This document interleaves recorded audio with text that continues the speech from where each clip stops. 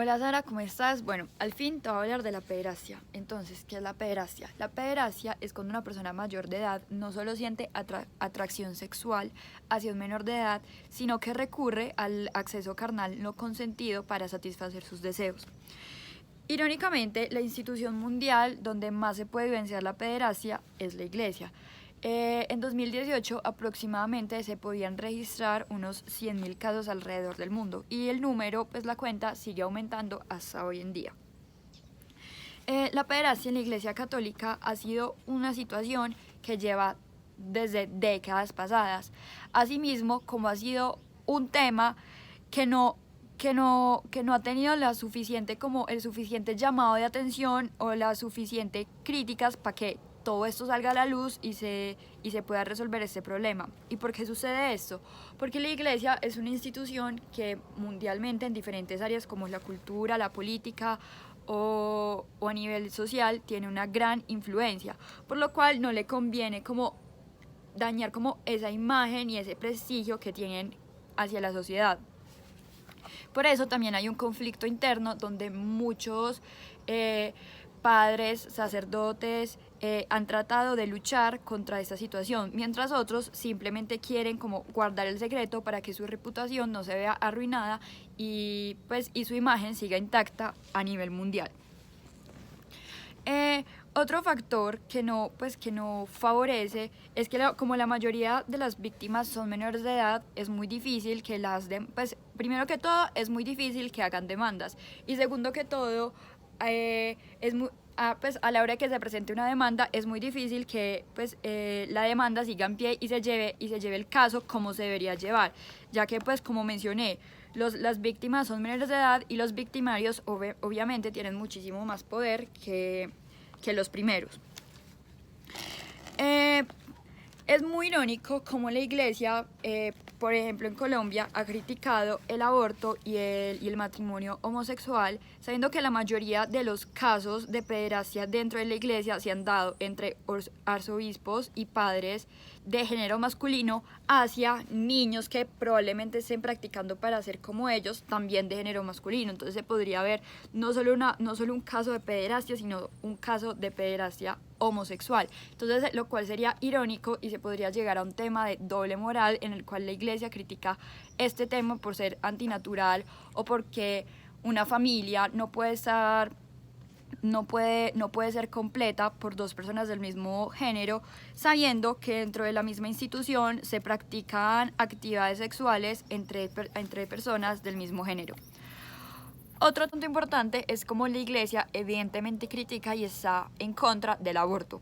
En Colombia, según la sentencia C, es decir, Constitucional 355 del 2006, el aborto solo puede ser despenalizado por tres motivos. El primero es acceso carnal no deseado, es decir, violación. El segundo es incompatibilidad de la vida extrauterina del feto, es decir, que el feto no está en condiciones de vida, o sea que cuando salga del útero no va a vivir. Y la tercera es el peligro inminente de la madre, o sea que la mamá esté en riesgo de muerte por llevar al feto.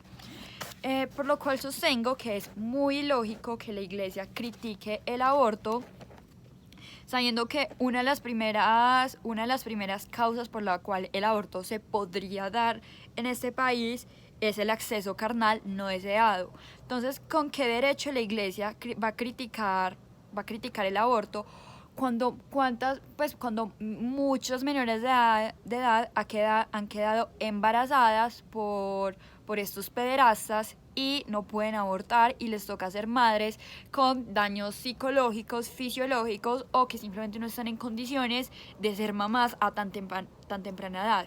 Por lo cual sostengo que es una postura totalmente ilógica, contradictoria y de doble moral por parte de la iglesia. Bueno,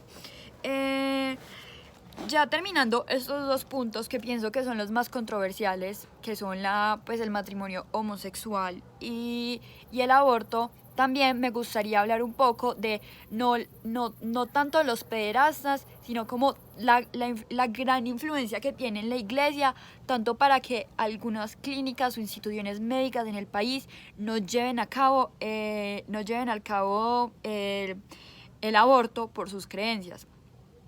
O sea, Un ejemplo claro es es la Clínica El Rosario acá en Medellín, en la cual no se puede, pues no se hace un aborto, y ni siquiera es porque el médico, o sea, y ni siquiera es porque el médico no esté de acuerdo de hacerlo, sino porque la institución no lo permite. Entonces lo que pasa es que hacen los trámites, el papeleo y los trámites los prolongan durante mucho tiempo para que cuando la persona a la cual quiera practicar el aborto ya hayan pasado las 12 semanas y ya por ley ya no lo pueda practicar.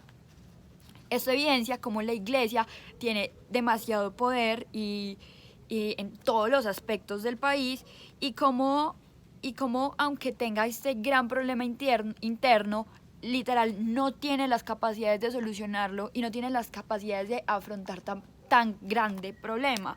Por lo cual, como ya dije, siento que es un tema de doble moral, que la iglesia no está cumpliendo su papel como debe ser, no está dando el ejemplo que debería de dar y está utilizando, digamos, su poder para tapar injusticias dentro de la mismísima institución. Bueno, para acabar, ¿por qué escogí este tema? Evidentemente escogí este tema porque primero pienso pues que es un tema que se debería de hablar, que es muy importante, ya que mucha gente alaba a la iglesia y tiene la iglesia como una institución sagrada a la que todos deberíamos cumplir y llegar, y no tienen en cuenta no tienen en cuenta esa gran cantidad de problemas y situaciones que realmente son injustas y van en contra de los mismísimos derechos humanos. Y no solo porque sean papas o sacerdotes tienen el derecho a incumplir esos derechos, esos derechos y a evadir las leyes constitucionales. Y por otro lado, decidí hablar de este tema porque en mi colegio he sido censurada varias veces de hablarlo. Entonces, ya que encontré esta oportunidad donde por fin puedo hablar del tema, lo puedo hacer sin ser juzgada.